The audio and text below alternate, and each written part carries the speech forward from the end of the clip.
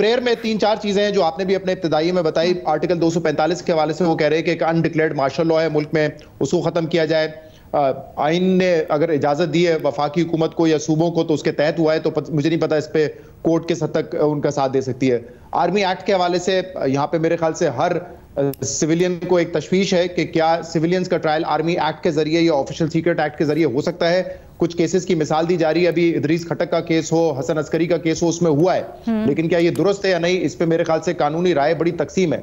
लेकिन मैं अपनी राय पहले ही दे चुका हूं, उस पर बेहतर होता कि एंटी टेररिज्म कोर्ट में आप इनको ट्राई करें बजाय इसके कि आप आर्मी एक्ट में करें, क्योंकि वहां ऑब्वियसली एक इम्पार्शलिटी पर सवाल होता है, उसके जो पब्लिक हियरिंग नहीं होती तो ट्रांसपेरेंसी पे सवाल उठता है। तो सबके लिए बेहतर होता कि उसका ट्रायल अगर एंटी टेररिज्म एक्ट में किया जाए। और इमरान खान ने जो आज जुडिशल कमीशन की डिमांड की है, मेरे ख्याल से that's a fair demand, reasonable demand है। अगर बन जाता है तो इस पे किसी को कुछ तशवीश नहीं होनी चाहिए, अच्छी बात है, जो सच है वो सामने आना चाहिए।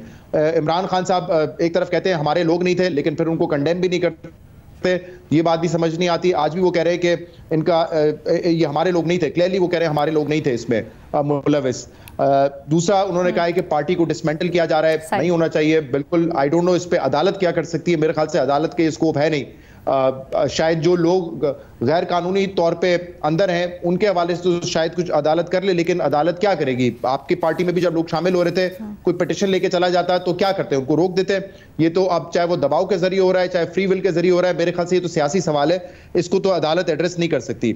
जहां तक ये एक जो पैराग्राफ की आपने बात की जिसकी बुनियाद पर यह सवाल रखा गया है कि क्या अदालत को उन्होंने चार्जशीट किया, अच्छा उसमें पहले तो मुझे ये हैरत है, इमरान खान साहब ये लिख रहे हैं कि मरियम नवाज साहिबा दूरियां पैदा करना चाहती हैं फौज और उनके दरमियान। मेरे ख्याल से किसी को जरूरत नहीं है। जो इमरान खान के बयानात है फौज के हवाले से वो सबके सामने है। वो खुद कह चुके हैं कि आर्मी चीफ इस वक्त जो है वो जिम्मेदार हैं, इस वक्त मुल्क में जो भी खराबियां हैं उससे पहले वाले आर्मी चीफ को वो कह चुके हैं कि मेरी हुकूमत उन्होंने गिराई, उनको मीर जाफर मीर सादिक कह चुके हैं। तो यहाँ पे मरियम नवाज को बीच में लाना कि वो गल्फ क्रिएट कर रही हैं, वो फासले क्रिएट कर रही हैं, मेरे ख्याल से does not make sense to मी।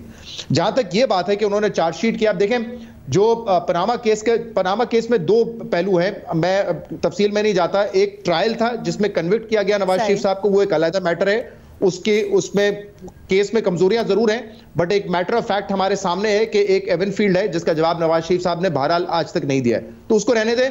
जो डिस्क्वालिफिकेशन का मामला था मेरे ख्याल से बहुत ही बुरा फैसला था वो, और उसके हवाले से बहुत सारे शवाहिद पहले भी आ चुके हैं। उमर चीमा साहब की स्टोरीज चाहे हो कि किस तरीके से JIT फॉर्म की गई, उस पर बड़े सवालात उठते रहे।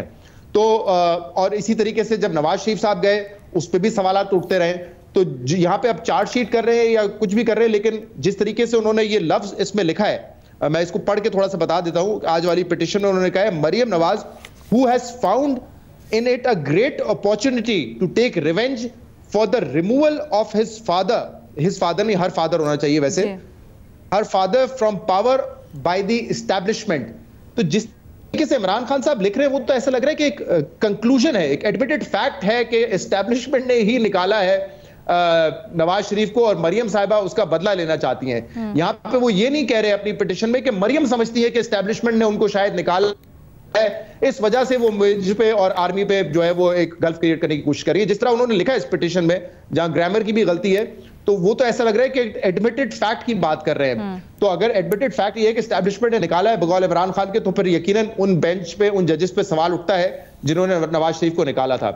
जहां तक बाहर जाने वाली बात है, मेरे ख्याल से उसमें तो फिर इमरान खान साहब के हवाले से उनसे पहले बल्कि ख्वाजा आसिफ साहब को बुलाना चाहिए।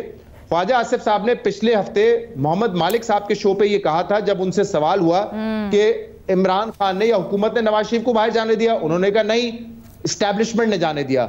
मालिक साहब ने कहा लेकिन अदालतों के फैसले के बाद जाने दिया, उन्होंने कहा वो भी एस्टैब्लिशमेंट ने करवाए।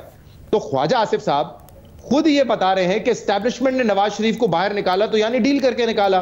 और शायद डील का दूसरा हिस्सा ये था कि जब वोट का वक्त आएगा आर्मी चीफ की एक्सटेंशन के लिए, तो नवाज शरीफ साहब कहेंगे ख्वाजा आसिफ साहब को, we must support General Bajwa's extension with no strings attached. तो चार्जशीट तो फिर अदालत को ख्वाजा आसिफ साहब ने किया है, तो उस केस में दोनों को बुला लें। ये 5 जजेस वाला मामला है, उसमें फिर इमरान साहब को बुला लें और पूछ लें कि क्यों कह रहे हैं वो एस्टैब्लिशमेंट ने करवाया है।